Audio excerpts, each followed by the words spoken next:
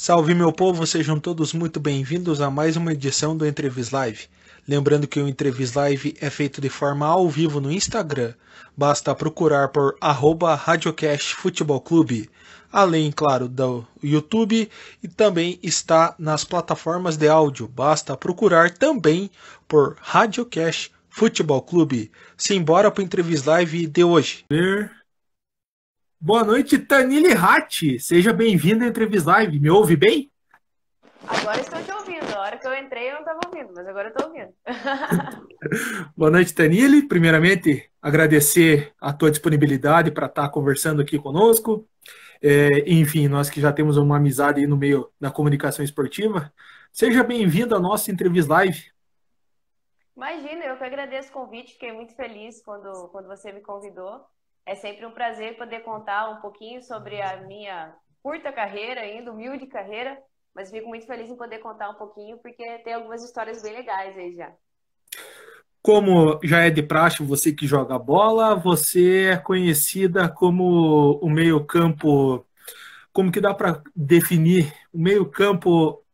O meio-campo, aquele aplicativo de relacionamento que não tem medo de cara feia? Essa foi boa, essa foi boa. Quando eu jogava, eu gostava de fazer gol, né? O negócio era fazer gol. Do ano passado para cá, que eu tive a oportunidade de jogar, eu tenho jogado mais futsal, né? E aí mudei de posição, pela primeira vez eu joguei como fixo. Então, desde o ano passado eu tenho jogado como fixo, até então eu nunca tinha jogado, sempre jogava como ala ou como pivô. E aí já tinha até jogado no gol, mas como fixo eu não tinha jogado ainda. Então, o meu negócio é fazer gol. Eu gosto de armar jogada e fazer gol. Então você não é triatleta, né? Corre, pedala e não faz absolutamente nada? Não, não, tem que marcar gol, pô. Senão não adianta nada. Bom, enfim. Para a gente começar esta conversa desta segunda temporada, abrir os trabalhos por aqui, quem é a Tanile Ratti? Cara, a hora que você me mandou essa pergunta, eu juro que eu fiquei refletindo um tempo, assim. Bom, eu sou Thalília Ratti, sou formada em jornalismo. Digo que eu sou publicitária de coração, né? Entre aspas, claro, porque não tenho essa formação em específico, mas atuo na área desde 2017. Tenho me especializado em marketing, então é a área que eu tenho atuado desde 2017, mas trabalhei em paralelo com o jornalismo até 2019 e, na verdade, eu ainda continuo fazendo alguns trabalhos, então não abandonei 100% o jornalismo. E além, claro, da minha formação, né, como você já comentou aí no início da live, eu sempre joguei futebol, sempre fui muito apaixonada por futebol. E por esportes em geral, já fiz capoeira, já fiz natação, já fiz Muay Thai, fiz CrossFit, enfim. Eu acho que o esporte sempre fez parte, assim, da minha vida. E sou apucaranense, não sou de Ponta Grossa, me mudei para cá em 2014. Vim para fazer faculdade, me apaixonei pela cidade e aí decidi construir a minha vida aqui. Então, fiquei em Apucarana até 2014. Eu tinha 17 anos quando vim aqui para PG, tinha acabado de fazer 17 anos. E aí, quando me mudei, no começo foi um pouquinho estranho, enfim, né? A cidade completamente nova, eu não tenho parentes aqui em PG, então eu vim 100% sozinha mesmo. Mas foi uma experiência incrível, assim, e que hoje eu sou muito grata por ter dado tudo certo e por hoje ter a minha empresa e ter construído toda a minha carreira profissional aqui. E, enfim, acho que hoje eu sou pontagrossense de coração também, então eu gosto muito dessa cidade, uma cidade que tem me possibilitado experiências, assim, incomparáveis e tenho certeza que uma longa história aí ainda a trilhar aqui em PG. A pessoa que admirava, hoje admira o Lago de Olarias, antigamente admirava o Lago Jaboti. Então, Jabuti! Com para você ver que eu certeza. conheço bem lá, hein? É verdade, é verdade. Até em defesa, nesse sentido, o Jabuti ainda é mais bonito que o Olarias. O Olarias vai ficar mais bonito, mas por enquanto o Jabuti ainda é mais bonito. E diz que tem uma lenda que é a capivara, a capivara lá do Lago Jaboti, até às vezes que eu fui visitar, boa parte da minha família é criada lá em Apucarana, eu tentei procurar a abençoada da capivara, e bem no fim eu acabei não encontrando, e sempre falo que tem essa lenda, que é a capivara do Lago Jaboti. Então até Não, hoje... e existe verdade, não é lenda não. É que no verão é mais difícil de encontrar elas. Mas se você for no período de inverno, se você for, tipo, durante o dia, no período de inverno, você vai encontrar elas em volta do lago, assim, numa área em que as pessoas não ficam, claro, né? Uma região mais isolada. Elas estão lá tomando sol, então tem capivara pra caramba, eu já vi várias lá. Opa, então a próxima vez que eu for, então eu vou ficar de olho nessa área específica ali para poder estar registrando. Danile, como despertou o seu dom para comunicação? Cara, eu sempre fui muito faladeira, assim, desde criança. E eu sempre gostei muito de assistir futebol. E minha mãe brincava que eu ia substituir o Galvão Bueno, porque eu assistia jogo e eu queria ficar comentando no meio do jogo, e até às vezes atrapalhava a ouvir o que o narrador de fato estava falando, porque eu queria falar em cima. Então, até minha mãe acabou de entrar aí. Ela falava que eu ia substituir o Galvão Bueno, então eu sempre fiquei nessa de que eu sempre gostei muito de assistir futebol, enfim, eu sempre gostei muito da parte de jornalismo esportivo. E aí, quando eu estava na oitava série, eu botei na cabeça que eu queria jornalismo e falei, não, é isso que eu quero, eu vou atrás. Aí, quando eu estava no terceirão, foi bem o ano que caiu a obrigatoriedade do diploma. E aí eu fiquei um pouco na dúvida, fiquei com um certo receio, porque eu não sabia o que ia acontecer de fato com a profissão, né? E eu fiquei na dúvida se valeria a pena fazer a faculdade ou não. Mas, por fim, bati o martelo, todos os vestibulares que eu fiz foram para jornalismo ou para comunicação, mas estava decidida de que queria isso.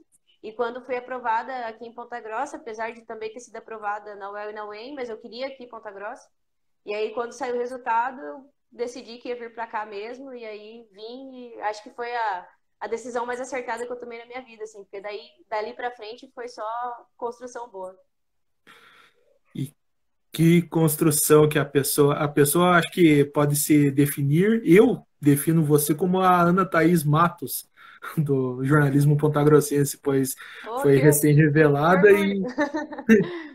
e, enfim, mas é que assim, eu posso falar por experiência própria. Naqueles tempos atrás, lá da Rádio Cool, que você também participou, a Railane também participou, eu fiquei até um pouco preso, assim. Eu, particularmente, eu fiquei preso, assim, pensei, ela sabe muito mais do que eu. Então eu prefiro ficar quieto e ouvir mais ela. Então, enfim, você se destacou, se destaca até hoje, tanto no ramo da publicidade que nós vamos atacar, eu digo no quesito de perguntas, enfim, você irá responder nesse quesito, e na área esportiva. Passar na galera que está chegando agora, que com certeza desligou o horário, está desligando o horário político nesse momento para poder estar acompanhando.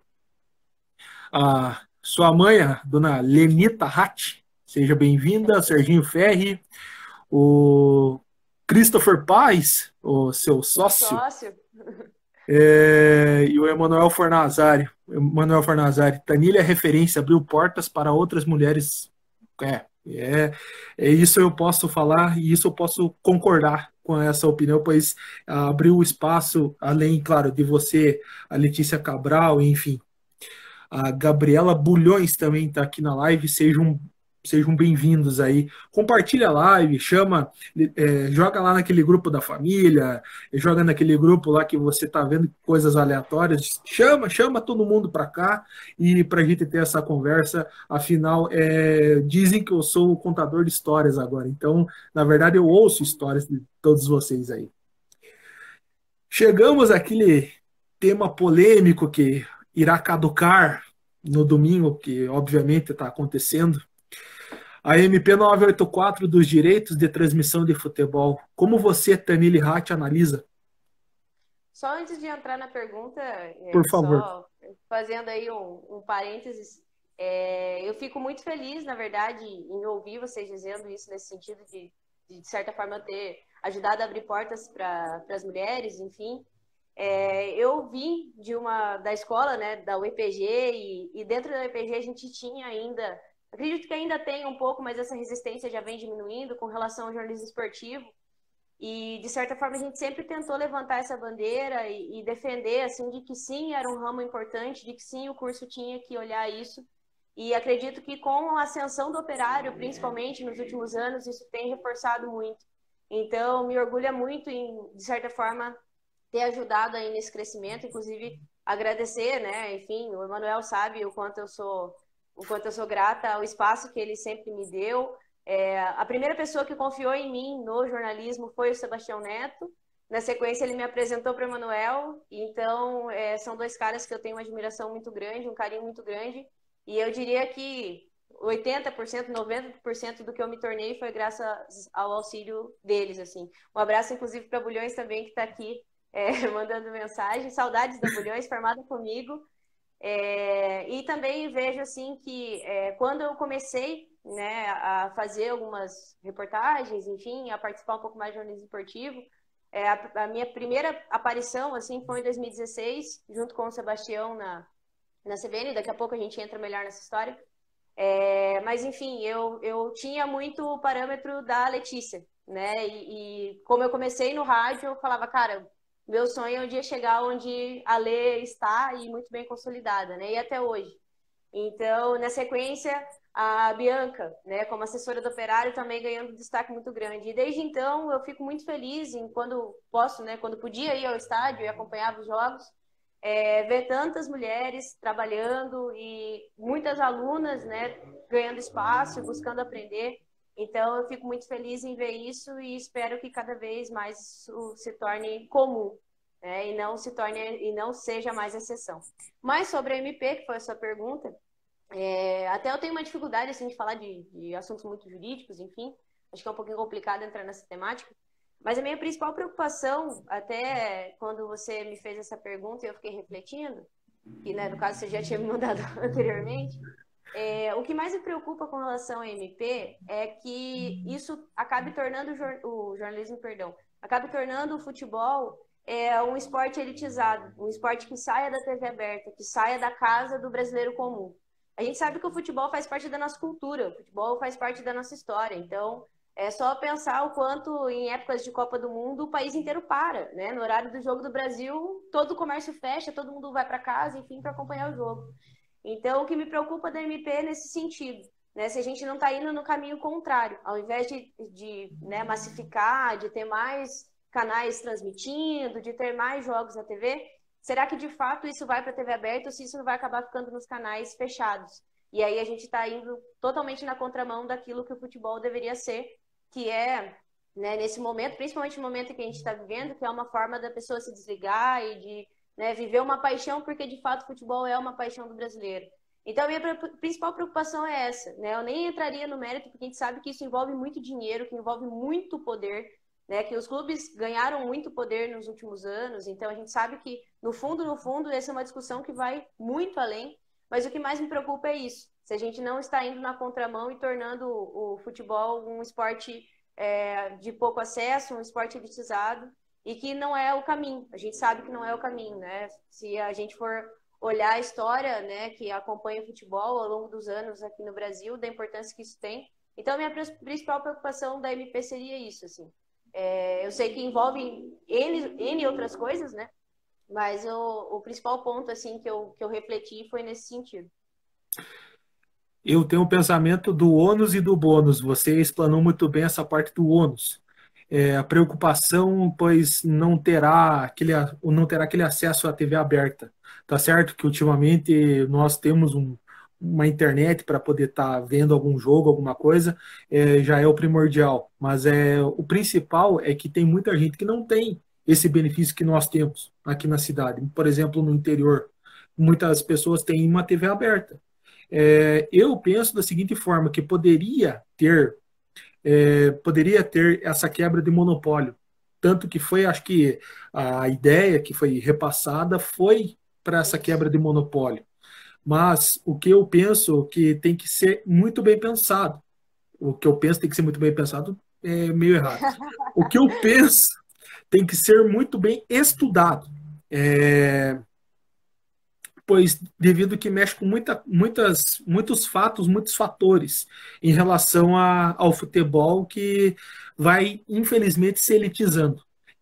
Mas isso daí é novela do Plim Plim, é novela para um canto para mais de metro. Com certeza. Passar aqui na galera. Professor Isonel Sandino Meneguso está aqui na live, seja bem-vindo. A Gabriela Bulhões aqui, vai ano, vem ano, eu continuo fã da Tanili Ratti. Olha aí. A Vivian Mércia está aqui. Kelinha Guerra, o Regis Valentim e o João Paulo Pacheco, que foi um dos entrevistados na temporada passada do nosso Entrevista Live. Tanili, além do jornalismo esportivo, atualmente você atua nessa área de publicidade com o escritório de criatividade junto com o Christopher Paes. Conta pra gente um pouco da sua rotina nesse espaço. Bom, eu acho que o escritório, antes de mais nada, foi um grande presente assim, que eu ganhei. Eu entrei no escritório em 2017 como estagiária, no mês de agosto. Estava no meio do último ano da faculdade, então entrei para estagiar mesmo, queria ter essa experiência, já tinha estagiado no mesmo ano no NEC. E aí, enfim, quis testar uma área completamente nova. E só não imaginava que ia virar em tudo que virou, né? Graças a Deus, aí não tem do que reclamar. E aí, no final de 2017, em dezembro, eu fui efetivada. E em maio de 2018, logo depois de eu ter trancado o mestrado, eu recebi a proposta para me tornar sócia. Então, sou sócia do escritório desde maio de 2018. É uma agência de publicidade, né? Aqui de Ponta Grossa. O nosso foco é muito marketing digital, então a gente trabalha tanto com gestão de mídias sociais como inbound marketing. Então, hoje nós somos uma das 3 agências que são associadas, né, que são parceiras do RD Station. Então, a gente está num crescimento bem legal, assim, do ano passado para cá, apesar de todos os pesares. Eu falo, eu até estava conversando com o Cris, a gente não tem do que reclamar, principalmente do segundo semestre deste ano. Então, nós já estamos no mercado aí desde 2017, já tivemos inúmeros clientes. Acredito que do ano passado para cá a gente tem focado muito mais em Ponta Grossa. Então, citando alguns dos nossos clientes, nós temos a Unicecal, né, que é extremamente conhecida na cidade, o Centro Europeu, a Estofado Sabará, que é uma empresa de 30 anos, então tem uma tradição aí incrível. A Nikkei Gestão Humanista, a Bulik Contabilidade, que também já tem 10 anos e já é a segunda geração de contadores da família. Temos a Água de Anjos também, que é do setor comércio. Temos várias empresas do setor alimentício. Então, com o tempo, assim, a gente foi ganhando corpo. Acredito que por muito tempo nós tivemos muitas indústrias, então a gente tinha um corpo legal de clientes grandes, mas que não tinham tanto nome aqui na cidade. E aí, acredito que do ano passado para cá a gente vem ganhando corpo localmente também. Isso tem sido muito bacana. Com relação ao trabalho, assim, é completamente diferente, né, do que eu estava habituada, né? É uma outra rotina, diferente da rotina do jornalismo, que às vezes é muito intenso todo dia, né? Na publicidade tem uma maleabilidade maior, enfim, não tem a necessidade de trabalhar final de semana, necessariamente, então isso também dá uma tranquilizada maior. Tem muito disso, né? De ter uma agenda mais flexível, às vezes tem algumas coisas para fazer à noite e tal, mas via de regra a gente trabalha no horário comercial. E eu comecei como redatora, então eu comecei teoricamente atrelado ao que eu fazia no jornalismo, comecei como redatora, mas logo depois entrei em atendimento, que é uma das funções que eu atuo até hoje. Eu também sou planejamento hoje, então hoje eu estou muito mais no estratégico de marketing mesmo, então é uma área completamente diferente. No ano passado eu fiz uma pós em gestão de empresas, então também é outro segmento, é outra coisa, mas que hoje me possibilita até por conta da função que eu tenho, né? Hoje eu sou muito mais gestora do que necessariamente uma parte da equipe, né? Então, por isso que fez com que eu tivesse que abrir um pouco mais o meu leque e aprender outras coisas. Mas acredito que foi um grande acerto, assim, né? Por muito tempo eu levei em paralelo um trabalho no escritório e um trabalho com jornalismo. Atualmente não tenho nada fixo em jornalismo, até em demanda do tempo, enfim, hoje meu foco é total no escritório. Mas, né, não tiro o meu pé do jornalismo nunca, né? Neste ano eu tinha retomado o trabalho com o Netsport Clube, né? No início do ano a gente estava fazendo as transmissões e eu também estava fazendo opinativo. E agora no segundo semestre eu retomei com o opinativo também no site. Então a gente, né, eu estou sempre fazendo alguma coisa aí no jornalismo ainda. mas hoje o meu foco é total no escritório e estou muito feliz, assim, eu acho que foi um grande acerto, como eu falei, foi um grande presente na minha carreira e eu só tenho que agradecer tanto ao Cris, que é meu sócio até hoje, quanto a Rúbia, que também foi nossa sócia, e, enfim, a toda a nossa equipe. Hoje nós somos em 8 pessoas, né? Se a gente for analisar todo mundo, que a gente tem parceiros que são terceiros, enfim. Inclusive, a minha mãe também trabalha comigo, então isso é uma coisa que me orgulha muito de ver a nossa equipe crescendo, o escritório crescendo e cada vez mais ganhando corpo aí na cidade. Família trabalhando até na área da publicidade, olha só. Aqui eu trago todo mundo. Gregory Ribas, Saudese.v, eu não sei. Acho que é saúde-se. Então deve ser. Então sejam bem-vindos. Gabriela Bulhões falando aqui. Natasha Holter entrou, então agora o fã-clube está completo. Então, boa noite a Natasha também. Gregory Ribas, o Gustavo Protásio, sejam todos bem-vindos à nossa live. Continua, o horário político eu sei que acabou, pois eu estou com uma outra tela para ver o horário aqui. O horário político acabou, mas podem chamar todo mundo aí, vamos ouvir histórias aqui. Tanile, como o mercado publicitário, na sua visão e a visão do escritório, se comportou nesse meio da pandemia? Eu acredito que num primeiro momento, assim como todos os mercados, todo mundo ficou com muito medo, né? Ninguém sabia de fato o que ia acontecer, e ninguém sabia mesmo, né? Nem aqui, nem em nenhum lugar do mundo. Então, ali o mês de março e abril foi bem atípico, assim, nós tivemos vários clientes que vieram conversar conosco e que estavam com muito medo e, de fato, a gente também ficou com muito receio. Então, eu acredito que até o mês de maio a gente ficou bastante instável e também muito sem saber como planejar, como propor ações para os clientes. Muitos clientes ficaram fechados mesmo. E alguns, inclusive, não tinham como trabalhar home office, né? Por exemplo, as indústrias não tinham o que fazer. Então, nós tivemos ali um período em que foi completamente novo, inusitado, mas que deu certo. Então, de junho para cá, a gente vem numa retomada e num crescimento muito legal, assim, numa constante muito bacana. Acredito que muitas empresas que antes ainda não tinham entendido a importância das redes sociais, né, do marketing digital, começou a olhar com mais carinho para isso. E é justamente nessa onda assim que a gente está surfando agora, sabe?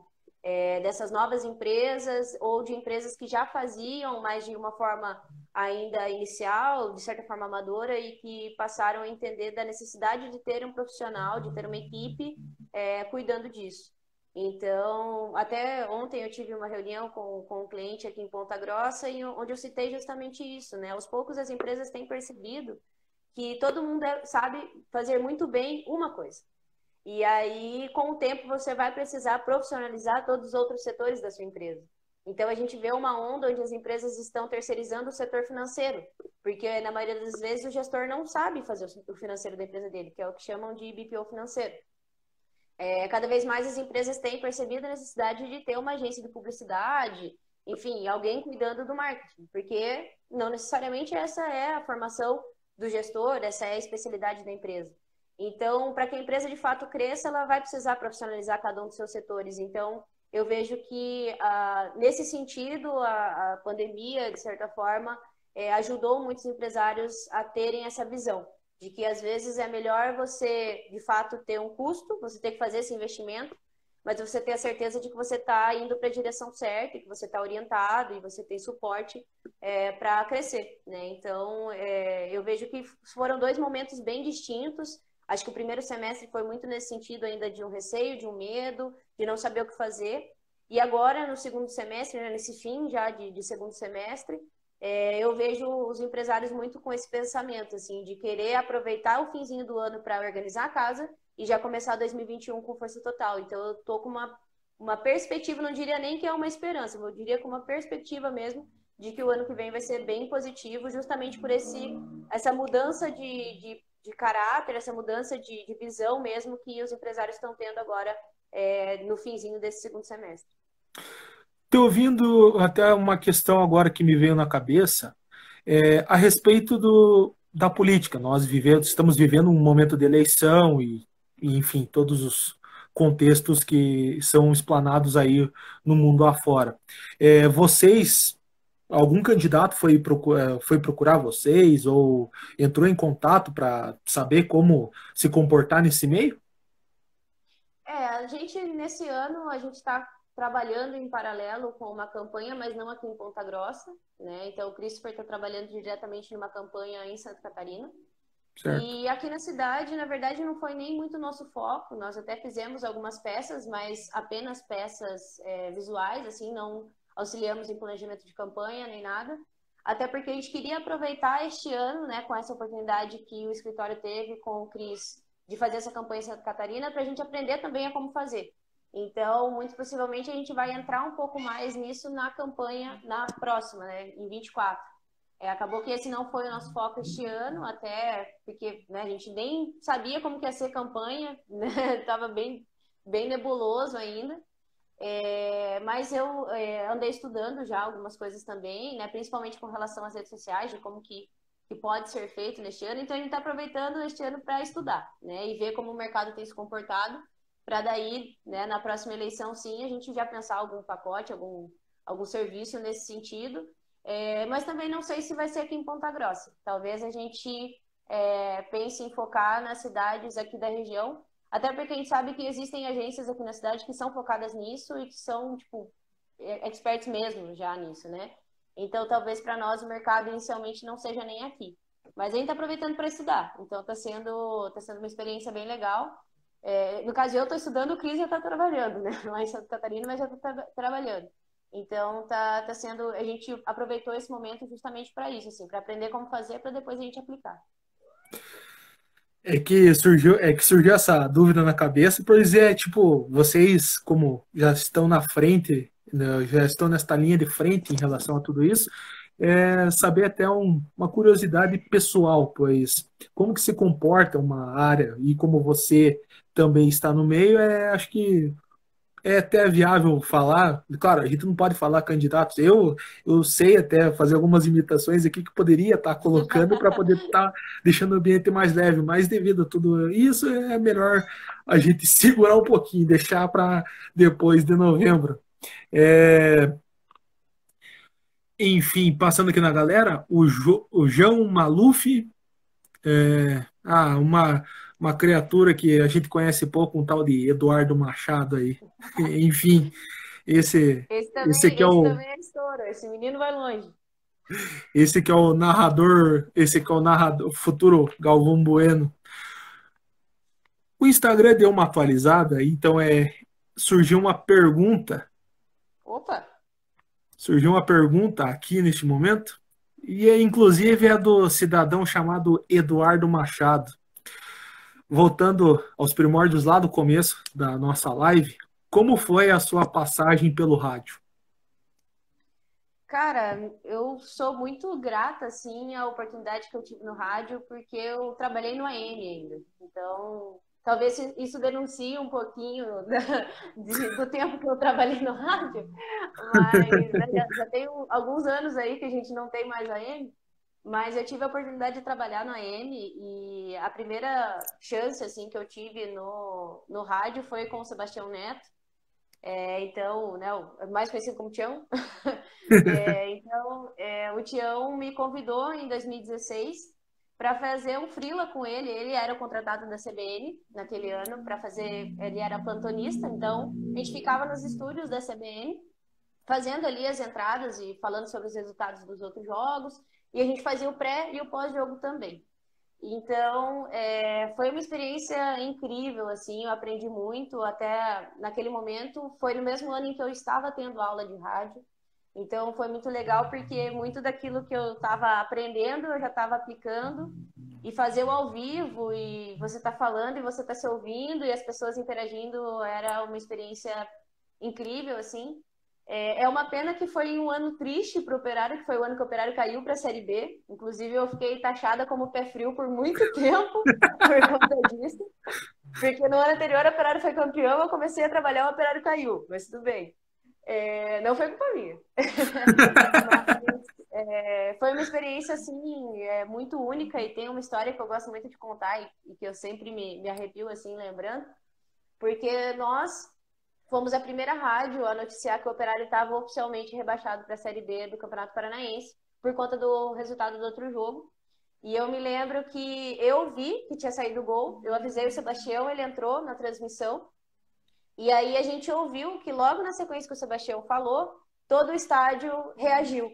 Então, naquele momento, a gente viu o quanto as pessoas estavam acompanhando a CBN e o quanto, de fato, nós fomos a primeira rádio a dar essa notícia. Então, na sequência, as outras rádios também falaram, mas nós fomos a primeira rádio a dar essa notícia. Então, foi um momento muito triste, né, pro torcedor, enfim, para a história do Operário, mas que foi uma experiência, assim, inigualável e que, naquele momento, eu vi o quanto eu estava num veículo forte e de referência e que aquela tinha sido uma experiência única, assim.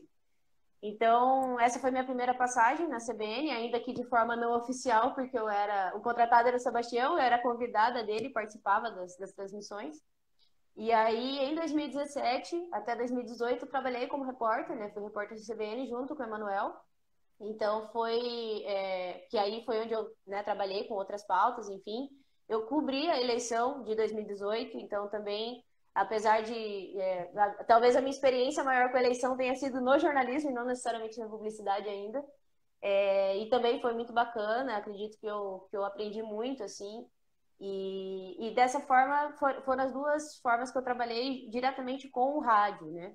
E depois, lógico, eu tive a oportunidade de trabalhar, não é bem rádio, né? Porque daí a gente já entra nas redes sociais, mas de forma sonora, digamos assim, com o Net Sport Clube. Então, eu acredito que o rádio, assim, foi minha maior escola, né? Sem dúvidas.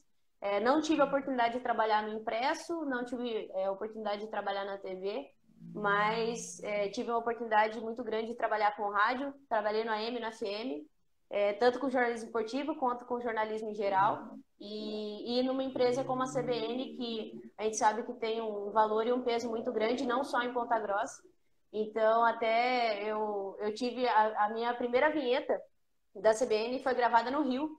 Então, pô, fiquei feliz demais. Falei, nossa, que moral, né? CBN Rio gravou minha vinheta. Então, é uma história que eu me orgulho muito, assim, de ter construído. E por isso que eu sou tão grata tanto ao Sebastião quanto ao Manuel, porque foram os dois que me oportunizaram essas grandes vivências, assim. Primeiro, ex-global, né? Agora já dá para batizar.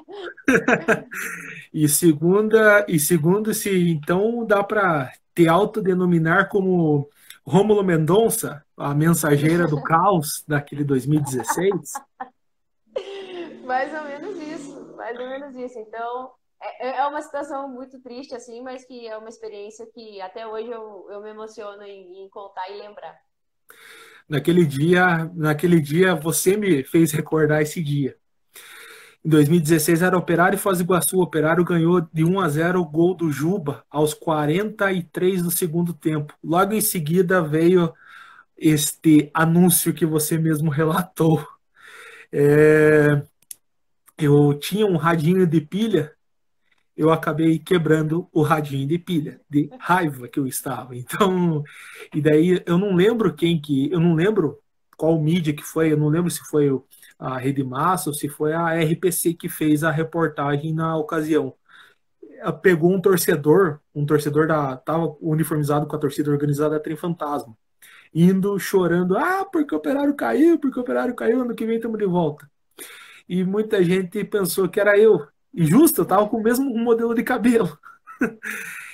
Claro, eu sou torcedor do Operário, a gente não pode negar, assim como você também, acompanha a cidade e tudo. Naquele dia, juro que passei raiva, mas foi uma raiva graças a vocês. Tô brincando. Esse sentido é complicado, né? De fato, a gente sabe que muita gente ficou triste em ouvir a notícia. E eu me lembro que logo que acabou a transmissão, a gente ficou, tipo, triste, assim, no estúdio, sabe? Eu lembro que o tio ainda falou, pô, Tânia, primeira vez que você tá trabalhando e tal, que pena, né, que aconteceu dessa forma, tudo, e eu tava com uma expectativa grande, porque eu lembro que naquela época a gente tava conversando se não seria o caso de, na semi e tal, e na final a gente viajar junto com a equipe para fazer o plantão do estádio e tal. E aí, por fim, né, deu tudo errado e o campeonato acabou bem antes do que a gente queria, mas faz parte. Aquele jogo contra o Paysandu que durou 4 meses também, a margem dos jogos, foi um negócio maluco, aquele 2016. O Eduardo aqui, sensacional, Tani, a Rita Bevilacqua. Os sobrenomes aqui são um pouco complicados, por isso que eu dou uma travada na hora de falar. A Ana Elisa Bertolin, o Jonathan Souza, sejam bem-vindos à nossa live. Danilo, chegou a hora do jogo rápido. O jogo rápido você define em uma palavra ou mais, claro, se preferir, e explica o motivo. Começando o jogo rápido com futebol. Cara, futebol pra mim é paixão total, né? Sempre joguei, sempre gostei de assistir. Fiz, de certa forma, minha carreira por conta do futebol, né? Não necessariamente jogando, como eu sonhava quando era criança, mas trabalhando com. Então, para mim, futebol é paixão total. Opa, parece que tem alguém no mesmo clube que eu, Marcos Benedetti e João Paulo Pacheco.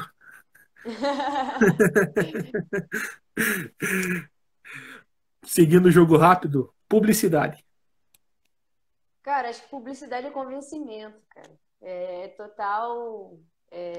Quase que um jogo de sedução. Eu falo que trabalhar com publicidade é um grande jogo de sedução, assim. Então, é algo pelo qual eu também me apaixonei. Então, eu vejo que cada vez mais isso tem ganhado uma força muito grande. E eu vejo que, da mesma forma como o jornalismo, eu tinha um encanto muito grande pelo jornalismo, pela informação, enfim, eu tenho um encanto muito grande pela publicidade por conseguir passar emoção às pessoas. Então, é por isso que eu acho que publicidade é sedução, é encantamento, enfim. Um ídolo pode ser no futebol ou na vida pessoal. Cara, no futebol, eu acho que não tem como não falar a Marta, né? Quando eu era criança e assistia os jogos da seleção feminina, eu me imaginava jogando com a Marta. E até contando uma história rápida sobre isso, teve um amistoso da seleção brasileira em Apucarana em 2008, se eu não estou enganado. E eu era muito pequena para jogar. A seleção da cidade eram, né, mulheres de 20 e tantos anos e eu tava com 13.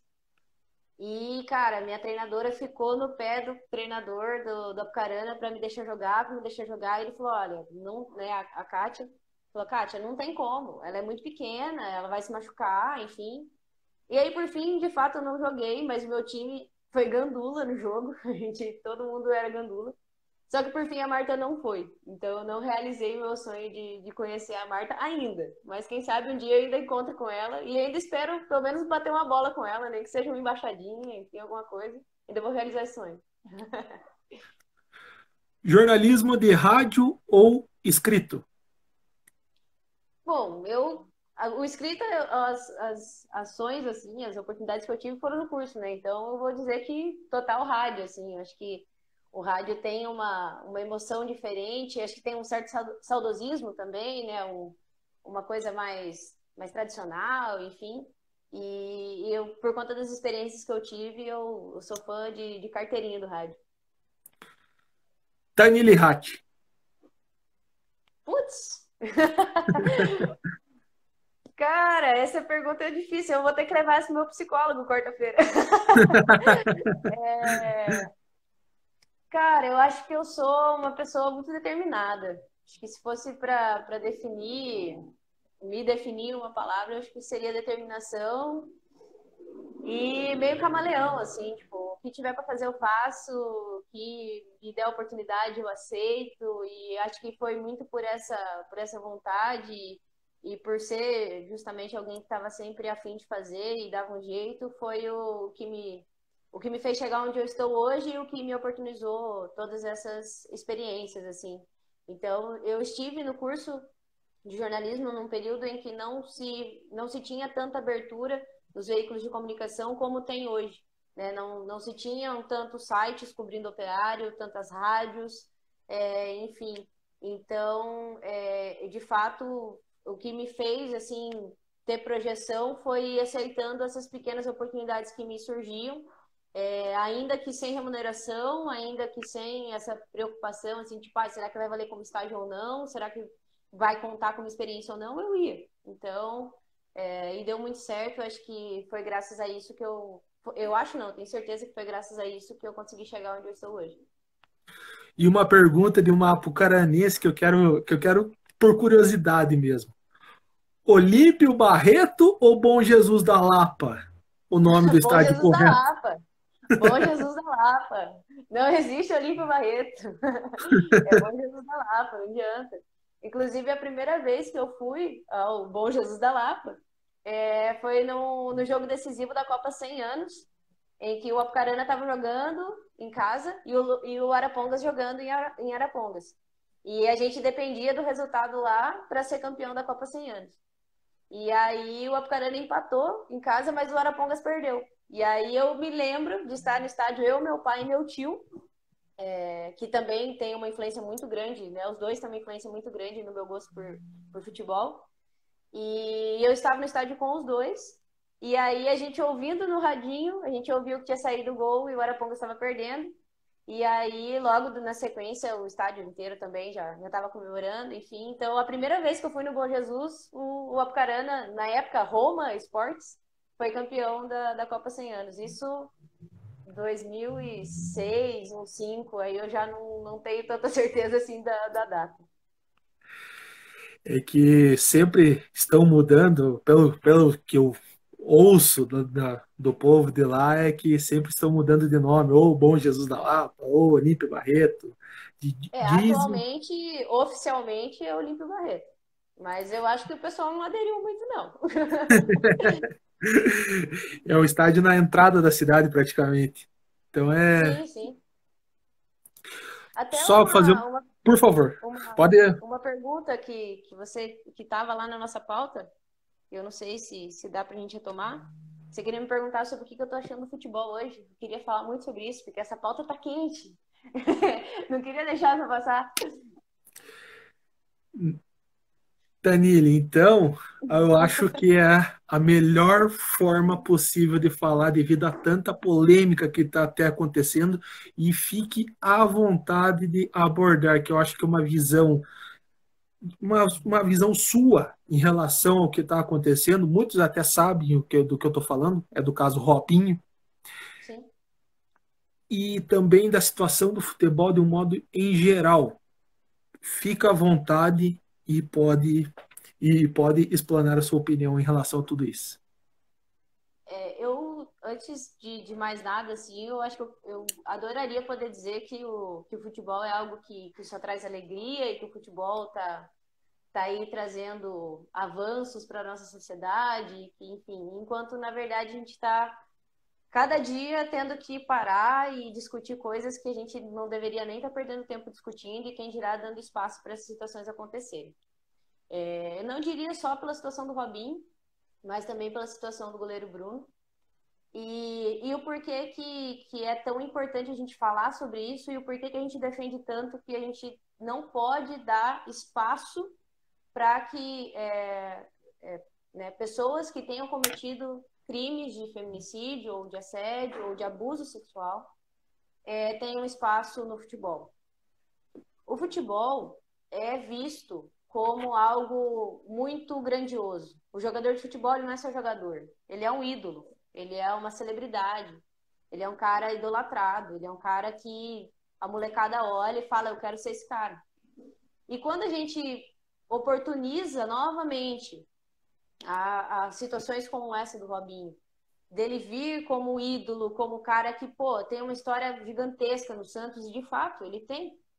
Mas aí quando a gente faz com que ele tenha novamente essa visibilidade, essa pompa de ídolo, de cara foda, do cara que a molecada quer ser igual, a gente está banalizando completamente uma situação a qual ele é acusado. Então, eu não estou dizendo que ele não possa se redimir do que fez, ou que ele não possa ter uma oportunidade de pagar, de certa forma, pelo que fez. Não é isso que eu tô dizendo. O problema é que sempre que a gente dá palco e que a gente torna o cara ídolo de novo, mesmo tendo sido acusado de uma situação como essa, e não é só ele, também o caso do goleiro Bruno, que voltou a jogar, a gente está dizendo para a sociedade que esse tipo de crime não é tão importante assim. Que é fácil a gente esquecer, que não tem problema isso acontecer, que é uma coisa normal, que acontece aqui, que acontece lá e beleza. E isso é muito perigoso, principalmente num país como o nosso, onde minuto a minuto tem mulher sendo assediada, tem mulher sendo morta, e que a gente continua fingindo que isso não existe, que isso é uma coisa que é, sei lá, da televisão, que é a televisão que inventa. Então é isso que me preocupa. Inclusive, um pouquinho antes da gente começar a live, né, o Santos se posicionou dizendo que o contrato está suspenso, mas isso por uma pressão que eu tenho certeza que foi muito mais uma pressão financeira por conta dos patrocinadores estarem pressionando o posicionamento, do que de fato uma pressão social, do que uma preocupação social. Diante de um clube que tem uma história né, popular e uma história tão forte quanto clubes como o Corinthians, quanto clubes como o Flamengo. E aí, poxa, joga a história no lixo e, enfim, sabe? E um clube que há alguns meses estava fazendo campanha e dizendo da importância da proteção à mulher, enfim, de denunciar crimes contra a mulher. E aí vai lá e traz o cara de volta como ídolo, com toda uma pompa, com todo um destaque. Então, é nesse sentido, assim, que me entristece muito nós estarmos tendo que falar sobre isso enquanto a gente já devia estar muito para frente, sabe? Por outro lado, para não dizer que eu não tenho nada a agradecer, de certa forma, ao futebol nesse momento, eu fico muito feliz em ver a CBF, depois de anos, equiparando o salário dos jogadores e das jogadoras quando forem representar a seleção. Eu acho que isso foi um passo importantíssimo. E é algo que é uma pena que só tenha acontecido agora, mas que bom que aconteceu. Né? Pensando o quanto isso ainda é raro, né? Se a gente for olhar as seleções ao longo do mundo, né? Ao redor do mundo. Mas o Brasil, enquanto país, que o masculino é o maior campeão de Copas da história, a gente já devia ter feito isso há muito tempo. Mas eu vejo que pelo menos a gente está começando a caminhar. Então, pelo menos nesse sentido, a gente já deu um passinho. Mas é uma pena que a gente ainda veja esse tipo de situação. E aí a gente está falando só de uma pauta, né? A gente está falando só com relação à mulher. E aí, se a gente for pegar situações ainda que a gente vê de homofobia dentro dos estádios, entre os jogadores, racismo, que os jogadores ainda sofrem. Então, assim, o futebol é uma grande... eu vejo que é muito reflexo da sociedade que a gente vive. Então, por isso que a gente ainda vê o futebol com essas ações negativas e que mostram o quanto a gente ainda precisa discutir, a gente ainda precisa trazer isso à tona, porque o futebol pode sim dar exemplo, mas infelizmente nesse momento os exemplos estão bem negativos. Só para fazer uma explanação, até na questão disso, eu quis fazer um ambiente mais leve devido a todos os acontecimentos pesados, pois lógico, vai entrar minha opinião em relação a isso. O Brasil, o mundo, está vivendo uma cultura de ódio. Basta você discordar, você é xingado, você é chincalhado e depende de só uma opinião de uma pessoa. Eu não vou citar a pessoa, o indivíduo, enfim, mas o Brasil vive uma cultura de ódio, pois acontecem muitos fatores que você até mesmo citou e é tapado o sol com a peneira. Sempre tem brechas que nós vemos. Eu poderia estar perguntando aqui para você, se o futebol é machista, com certeza você vai responder que você já me respondeu. Eu poderia estar respondendo muitas coisas. Claro, eu quis deixar o ambiente mais leve, mas só que, claro, você abordou um tema importante. O futebol feminino é igual ao masculino, pois eu lembro, foi há algum tempo atrás que o Santos foi jogar, eu não me recordo aonde que foi, que tiveram que dormir em sofá de hotel. Isso é inadmissível. Mais um caso do Santos aí que vem à tona. O Robinho teve o acontecimento que deu. O goleiro Bruno, pois eu assisti a entrevista até o final do Roberto Cabrini naquela ocasião, deu para perceber que ele estava desconfortável, que aconteceu N fatores lá, que eles querem expor, mas não sei por medida judicial o quê. Mas eu simplesmente eu tenho que aplaudir o que você disse e eu concordo em gênero, número e grau, porque fazia tempo que era um sonho, como você está movido ao futebol feminino também, fazia tempo que tinha que ter isso desde o começo e infelizmente não teve por N fatores. Agora o caso do Robinho também não vem a questão de falar, isso daí é com o decorrer do tempo, pois é triste, pois muitos torcedores veem ele como ídolo. E você acha que o ídolo vai fazer isso? Eu creio que não. Pois, além de ser um futebolista, ele é uma pessoa da sociedade, ele influi na sociedade. E devido a tudo que ele fez, é triste até de falar e com certeza ele deve estar dando risada, mas só que nesse momento, pois é a opinião única que a sociedade brasileira tem. Por isso que eu falo que o brasileiro hoje, e o mundo propriamente, dá para até colocar, está vivendo uma cultura de ódio. Eu vejo que é uma situação que eu não imaginei que de fato ia se consolidar assim, até porque o Santos já tinha sondado o retorno dele este ano, então eu imaginei que não iria de fato ser assinado nada, enfim, ou ser anunciado. O fato agora também de ter suspendido, na minha sincera opinião, não resolve nada. Eu acho que já o efeito de se discutir de forma errada o assunto já teve.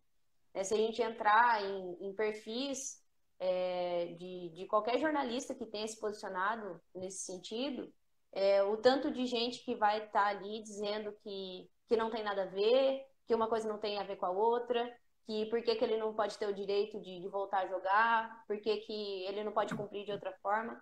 E não é esse o debate. Então, eu fico triste, de fato, em a gente ter que estar falando sobre isso e a gente vê o quanto a gente ainda vai precisar falar, porque essa situação só mostrou o quanto as pessoas ainda não entenderam a complexidade do assunto, da importância do assunto e o quanto a gente está tratando isso de forma completamente errada. O gato está concordando aí também A com a sua Lucy. opinião.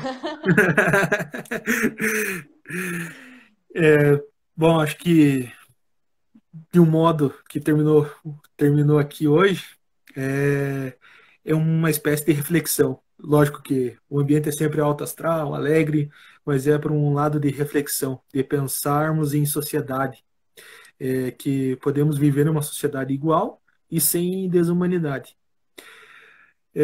Tanile, primeiro, demais te agradecer, pois você iniciou esta segunda temporada do Entrevista Live. Em breve vocês verão os novos convidados aí. Tanile, obrigado mesmo de coração. Eu falo pela pessoa que daquela vez do estúdio da UEPG viu pensando que a pessoa sabe bem de futebol mais do que eu e bem no fim sabe mesmo. Só as redes sociais do escritório, enfim, fica à vontade e conte conosco aqui no Radiocast. Bom, as minhas redes sociais são @TaniRat, THANIRATTI. O meu Facebook é Tanile Rat. E as redes sociais do escritório são @escritório de criatividade. Então a gente está no Instagram, está no Spotify também, no Deezer, que nós temos o nosso podcast. Nós conversamos bastante sobre marketing. Chama Marketing Criativo o nosso podcast. Essa é a Luz, que quis aparecer Olha agora. aí. Nós estamos no YouTube também, apesar de no YouTube não estar tão fomentado assim, mas tem alguns conteúdos bem legais por lá. Nosso site é escritoriodecreatividade.com.br. E, enfim, para quem quiser acompanhar aí um pouco mais do meu trabalho, até aqui nas minhas redes sociais eu não publico tanto, acho que mais pelo meu stories, que eu acabo falando um pouco do trabalho, mas principalmente no perfil do escritório tem muito conteúdo meu e vai ser um prazer trocar ideia com vocês. E quem sabe aí a gente ainda vai se encontrar no Germano Krieger da vida e assim que a gente puder voltar a trabalhar como 100% antes. E vai ser um prazer também trocar ideia com você de novo. E, enfim, fico também muito feliz em poder ter participado e ter inaugurado aí a segunda temporada. E fico muito feliz mesmo. Espero que o conteúdo tenha sido bacana e que o pessoal tenha curtido. Obrigado a todo mundo que acompanhou. Siga a gente também nas plataformas de áudio e também no YouTube. Sigam a Tanile, sigam o Escritório de Criatividade. Obrigado a todo mundo que acompanhou. Até a próxima. Tchau, tchau. Boa noite. Valeu!